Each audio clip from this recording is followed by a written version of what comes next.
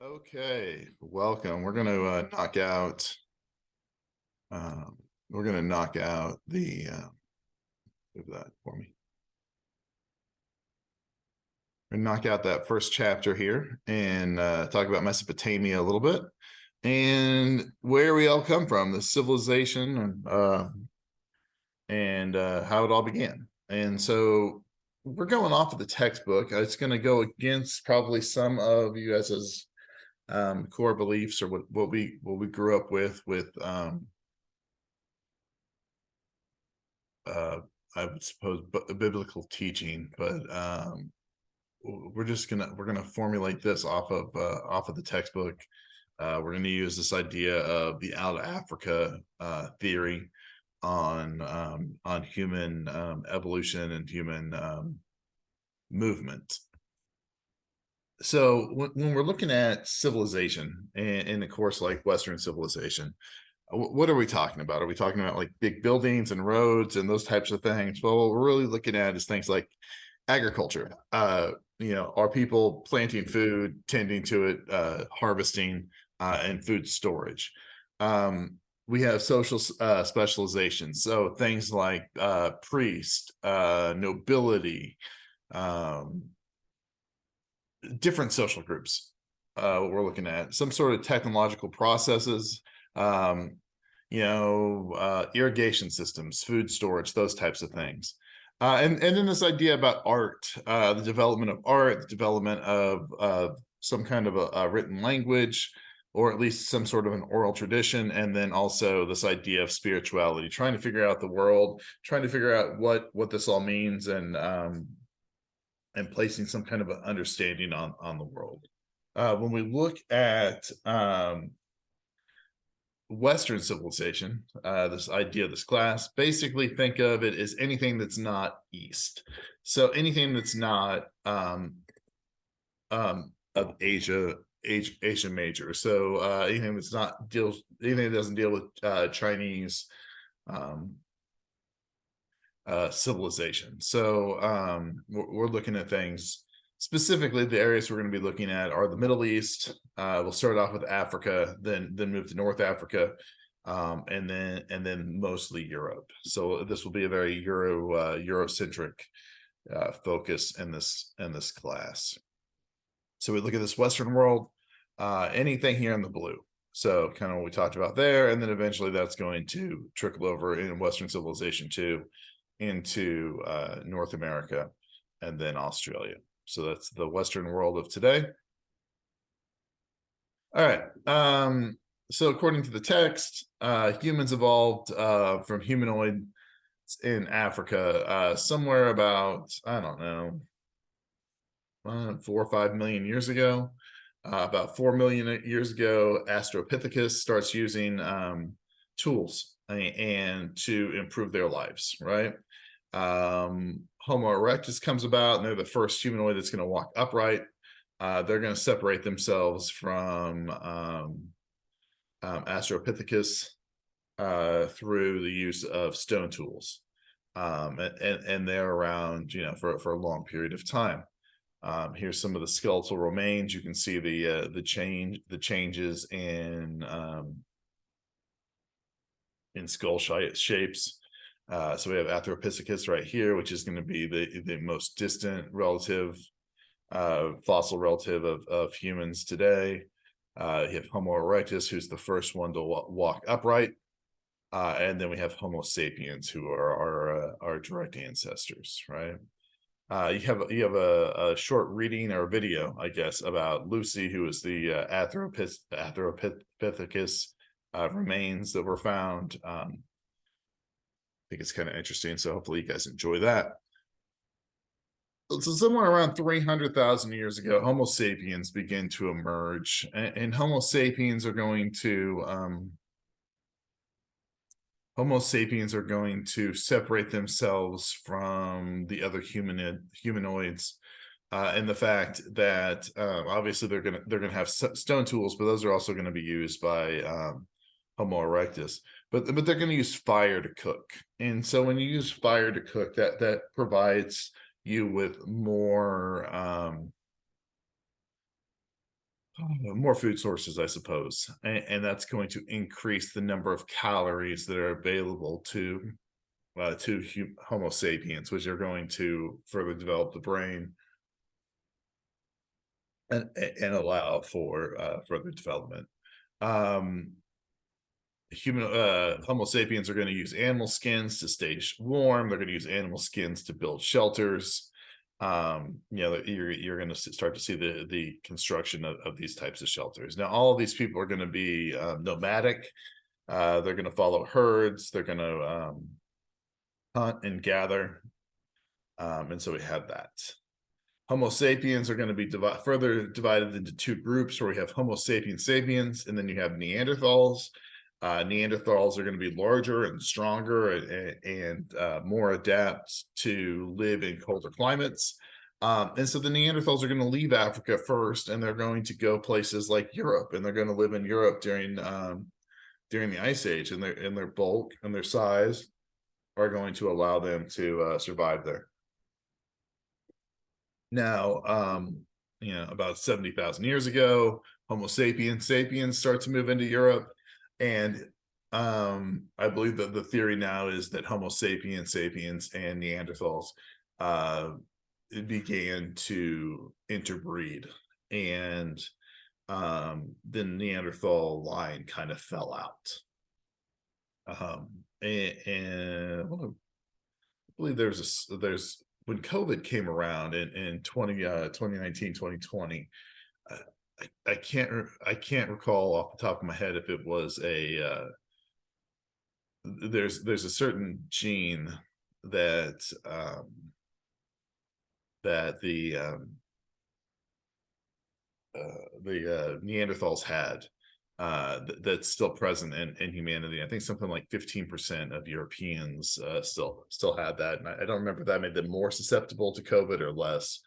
But there was some scientific talk, and if you're interested in that, you can just quickly Google it.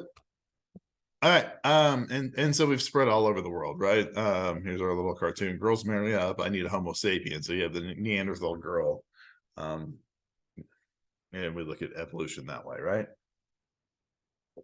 So one way that we the historians and archaeologists and track movement of people, one way is through language and spoken language, and they can go back and trace evolutions of language over time, and see the movements of people. The other way is through cave art. And so when historians or archaeologists find art, they can trace it, they can carbon date it, and they can find things. And so probably the most famous are going to be some of the cave art out in Paris, outside of in France today. And so you can see the animals and the nature scenes there. You have the cows, and it gives us an understanding that ancient people were trying to at least convey a message about what was important to them. Probably the animal, the herds that they were following were going to be a source of food. Very well could be that they were also a source of some sort of a early religion. And then the other thing that we're going to look for is in societies is how do we deal with our dead. A lot of early societies, as civilizations start to pop up, or this idea of civilizations start to pop up, you start to see the burying of the dead, or the treatment of dead people, and the respect that goes with the body. And this is, at least we believe today, that this is showing that there's some kind of a belief that the soul, their spirit, would survive past the death. And now I don't necessarily tie this into traditional burial. Like, it doesn't, this process doesn't always have to be you dig a hole 6 feet deep and you put the body in there and cover it up and put a tombstone on. It could be something different. The Vikings, they would have the Viking funeral where they would send the deceased person out in a ship, and then they would light that ship on fire and it would burn and fall into the ocean. The Mongol Empire, they would take their dead and they would put them on a hillside, and they would allow the animals to come and eat the flesh off of the body, and then they would spread the they would take that person's body with them, and so that was their way of preparing the body. And so there's lots of different ways. It's just some sort of a ceremonial, what we're looking for, some sort of a ceremonial movement, right? So the name of the class is Western Civilization. Humans have been around for millions of years, or at least some sort, in some various forms for millions of years. But this idea of civilization and towns, and this idea of permanent cultures, relatively something. It probably last 50 to 50,000 years, somewhere in that range, and maybe 100,000 years. And so when we're looking at civilizations, we need to make sure that that's kind of what we're thinking of. All right, so we're going to kind of shift away at least a little bit from this nomadic Western civilization. What we're looking at is more of a settlement versus a nomadic existence.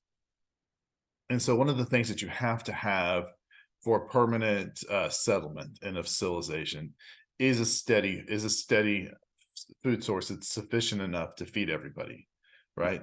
Once you have that, then you could have large cities, and you can have people that live together. And we say large cities, it's not like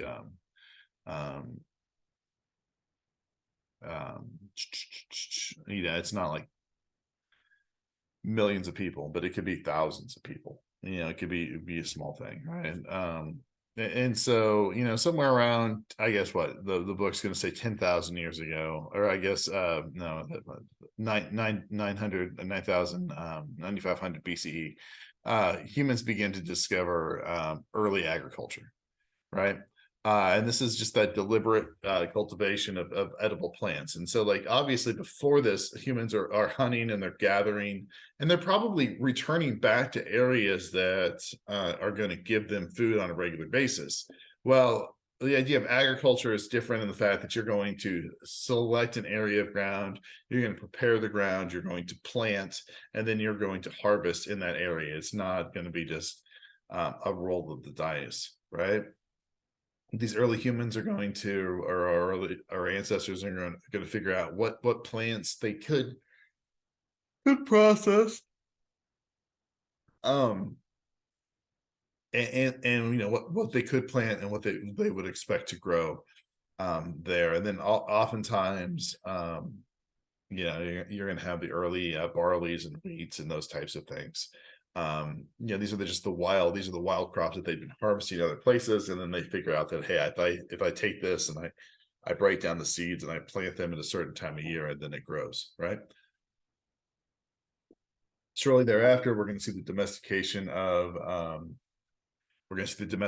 of small animals like cows and pigs and sheep and goats, and these are going to all provide us with a form of protein. The most important protein of that is going to be milk, and then ultimately, once those animals stop producing milk, they're slaughtered for their meat. But it's not this early diet is going to be very plant-based, right?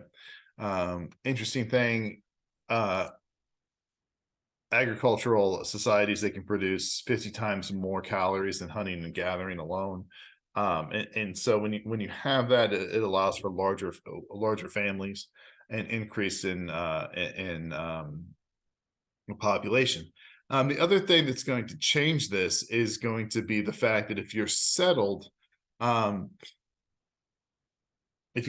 one place and you're not moving around, you can have more children, because here we see the child next to I'm going to assume that this is the mother of the family, and these are the teenage children or a young couple. This is the father, right?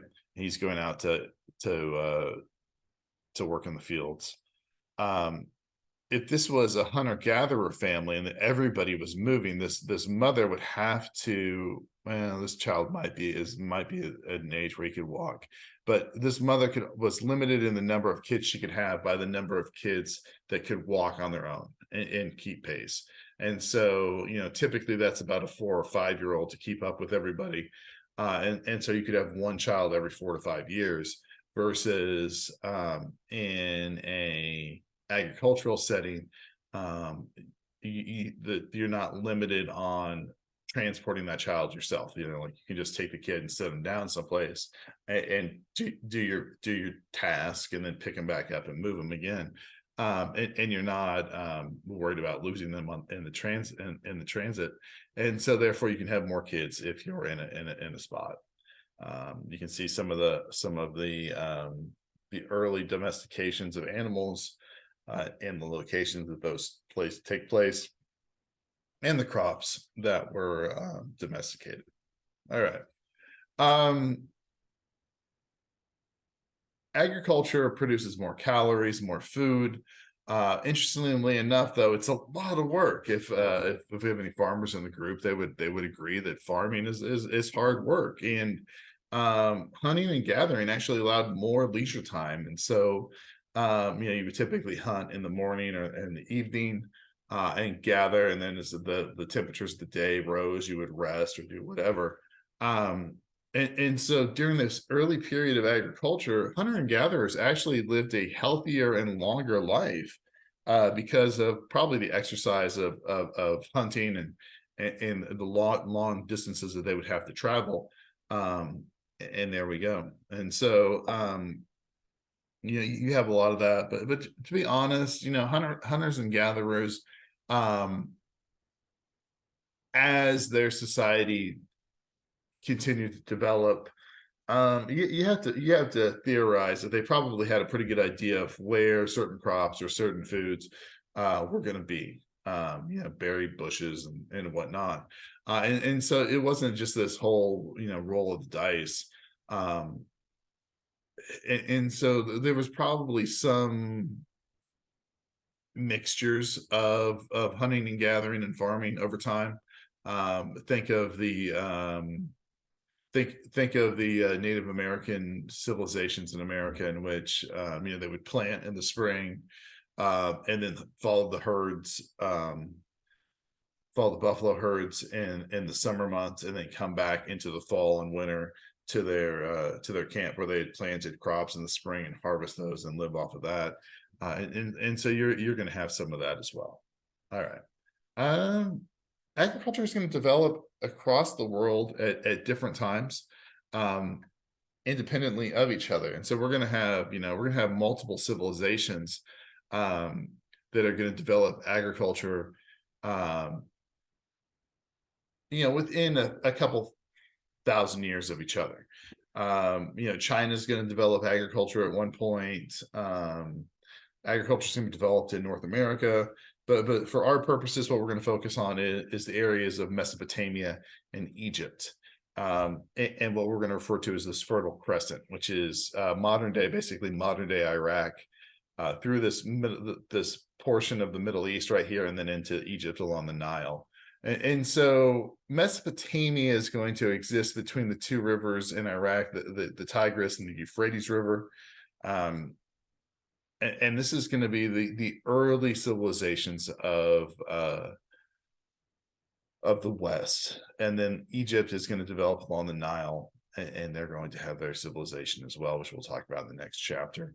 The three things that we're going to look for when we're looking for advancement in these early civilizations, and the first one's going to be crop rotation. And typically what you'll see, at least early on, is maybe you'll have a 2-field rotation, in which one field is left empty, and one field is planted, and then you switch back and forth. The empty field is going to have animals put in there, and they're going to eat things that are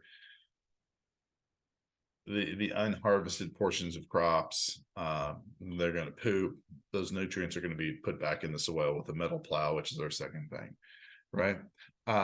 This metal plow is going to allow for deeper cultivation or deeper plowing to plant, which is going to increase the likelihood of plant survival. And you have that. I want to go back to crop rotation just for a second. At least early on, you're going to have the 2-field rotation. It's really not until like I don't know, Europe in the 13, 14, 1500s that you start to see that 3-field rotation. And so that there's going to be a little bit of a difference in which, like, you would leave in the 3-field, you would have some sort of a grain that you would plant. You would have some sort of a bean, like soybean or a something along those lines in another field. Then you would leave the fields hollow, or even a turnips in that other field. And so that would be your rotation early on. It's probably just 2 fields. And then the big one here, at least for our early civilizations in Mesopotamia, is going to be irrigation, which is going to allow for the control of the flooding of the river. The Tigris and the Euphrates were very unpredictable in their flooding schedules.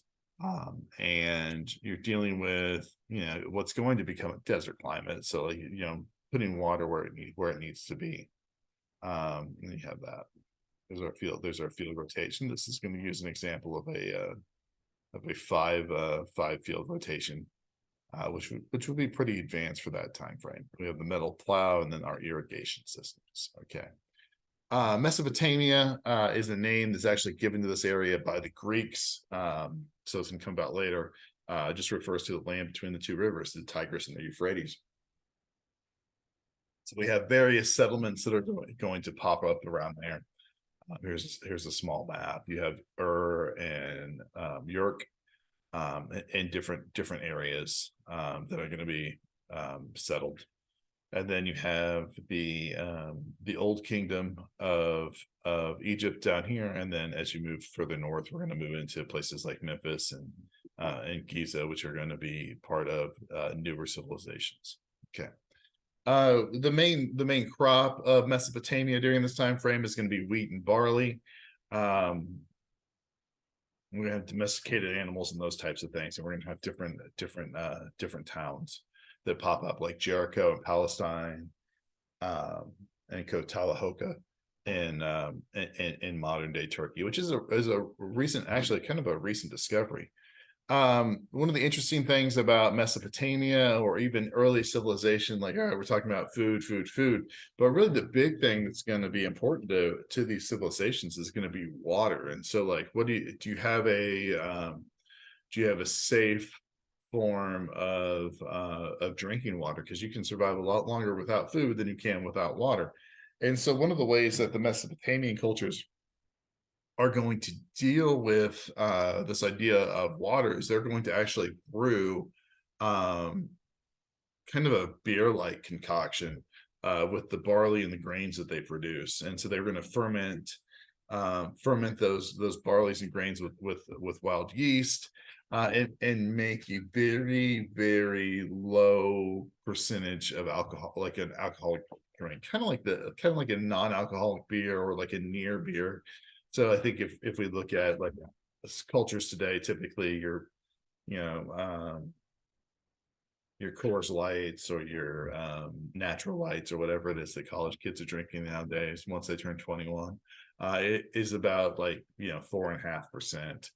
We're probably dealing with like 0.01% or 0.1%, something very, very, very, very weak. And that's one way that they're going to purify their water and give them some kind of a drink. So we have an early receipt for a purchase of some of that liquid. And then, the Mesopotamian artwork, you can actually see there showing beer drinking. Talked about that. So when we're dealing with these early civilizations, one thing that we have to take into account is the amount of organization it's going to take for you have to have irrigation systems, and so you have to siphon the water off of these rivers, um, to put it with the crops, and you need someone to lead there. And then once the crops are harvested, you have to have some sort of grain storage, and so you're going to need organization there. And it's believed that this is where the idea of kings or priests come from, and this idea of social specialization. And these are going to be the people that are going to organize these communities in these efforts to build irrigation systems or grain storage or organize protection of those assets, right? We see the social divisions in places like Cotalahaka, in which the upper class, or the important, I'm going to call them the important people, the kings, the priests, the whatever, they're going to be their bodies are going to be discovered with jewels, buried with jewels for the afterlife, while the ordinary people are going to be buried without. And so we have that, right? There's a picture of the dig site in modern day Turkey. You can see that they discovered the city, and then they built the roof over top of it to protect it. And this idea of social divisions are really only possible when there's not enough food. And so if everyone's out looking for food to survive, then everyone's pretty much equal. So in hunter-gatherer societies, you might have, a chieftain or somebody that kind of oversees that small group, but they had the same duties as everybody else, versus, think of it like a king, or a priest. They're not going to go out and search for food because they have, quote unquote, more important things to do. And so when there is enough food in society, that's when you start to see those specializations.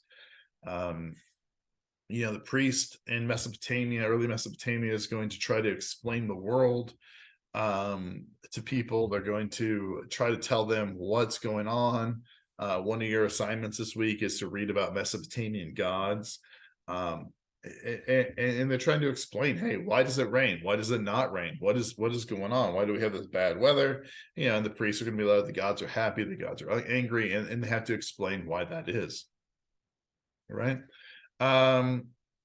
Life is pretty unpredictable and difficult in Mesopotamia. And so the religions show that as well. And so the gods are very angry and cruel. They're easily offended. And the overall idea of Mesopotamian religion is that life is just meant to be lived. It's not necessarily meant to be enjoyed. And so when you read about these gods, you'll kind of get that. I think you get that kind of a takeaway. So we have the ziggurats, which are temples that are used. I think I have a picture here. This is the ziggurat of Ur that was in modern day Iraq. It was rebuilt. You can kind of see the change of color and stone in this picture. So these are the temples, but they're also going to be the centerpieces of the city. It's going to be the most important. It's going to be the most important building in the city. It's where the priests are going to live. It's where banks are going to be. It's where marketplaces and shops are going to be there. And so we have that, and each ziggurat is going to be dedicated to one of the gods of Mesopotamia. So each little city is going to have what we're going to refer to kind of as their patron god, that's going to oversee that city, right? The priest would offer sacrifices, much like either blood sacrifices or grain sacrifices. And the priests are trying to predict the future, and if society is doing what the priests believe that they should be doing, well, then he's probably going to predict things are going well. If society is doing something different, then you have that hey, gods are going to smite us. Obviously this is pretty much just a guess at this point. Obviously priests are probably going to be able to read some weather patterns, but really most of it's just a guess. And so this idea of magic, what we would consider magic and science, are pretty much just going to be intertwined. at this point, right?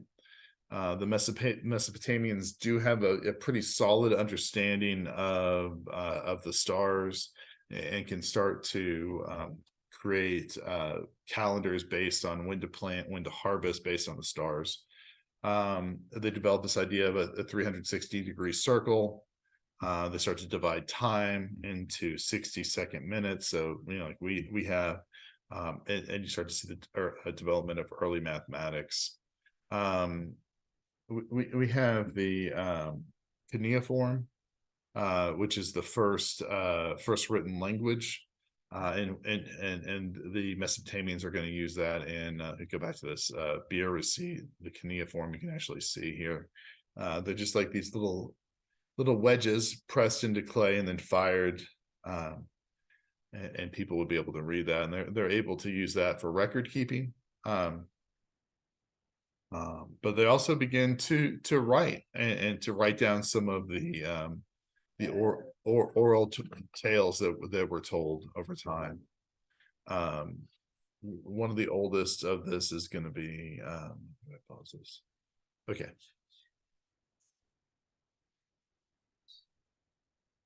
Screen share as well. All right. So the oldest known work of literature to humans come from Mesopotamia. An example of this that you guys are going to read is the Epic of Gilgamesh. And Gilgamesh is a king of a Mesopotamian city, Uruk. And he's just horrible, just a miserable king. He does whatever he wants. He takes people's wives, he takes people's food, their holdings, and the people cry out to the gods, and the gods send him an equal in Eknu. Enkidu, I guess is how you would pronounce it. I'm sorry, Enkidu. And instead of like tempering him, they go out and they do kind of do the same thing, and so they start to celebrate themselves, and the gods get mad, and they kill Gilgamesh's friend, and then Gilgamesh realizes that he's going to die, and so then he goes on this search for immortality, and he goes and he visits different people and whatever. And in the Epic of Gilgamesh is the first time that we actually have written documentation of some sort of a global catastrophe or global flood. And this is going to predate Noah's flood by a couple thousand years. And so obviously the flood itself is an event that happened. You have multiple cultures that talk about this flood. Gilgamesh goes on. He meets. He understands that eventually he is going to die, and when he does that, he becomes a better person, right? And so this is a picture of it. This is Gilgamesh written down, and this is Gilgamesh, with a lion and a headlock there.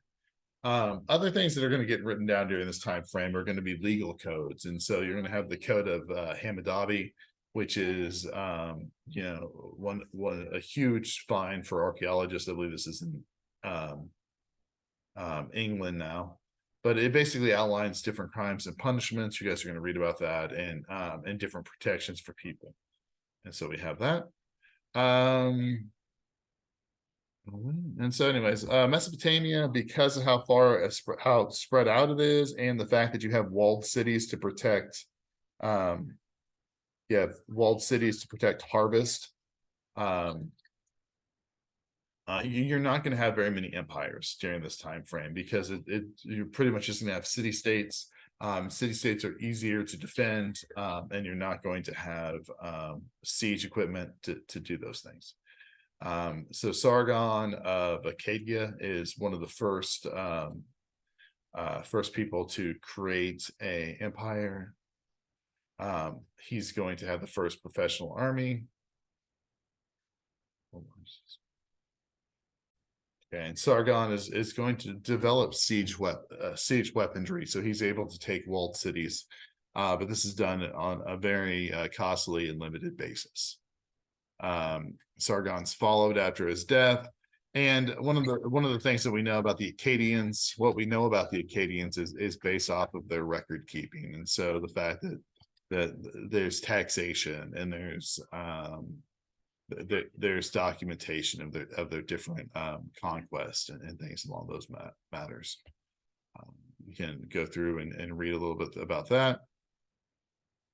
We also have the part of Babylon, the Hambodian Empire comes about with Babylon in the center, and so Babylon's really going to become the center focal point of Mesopotamian Empire moving forward. For quite some period, like Babylon's going to be along when Alexander the Great comes along, he's going to move his capital there. And Babylon today is about 50 miles south of modern day Baghdad, and so we have that. So there's uprisings, and so you have city states that are going to be there, but you're also going to have these traveling bands of nomadic bandits that are gonna raid different people, and so like your security is going to be living in or near around cities. You're going to have people of the Eurasian steppe that are going to come in and have raiding parties as well, and so you have lots of those. And so one of the reasons to live in one of the major cities is protection. So hopefully that kind of gives you an idea of an overall, at least a brief introduction into Mesopotamian culture. And you guys have some assignments to knock out this week, and I wish you luck on those. If you have any questions, just reach out, and we'll see you later. Bye.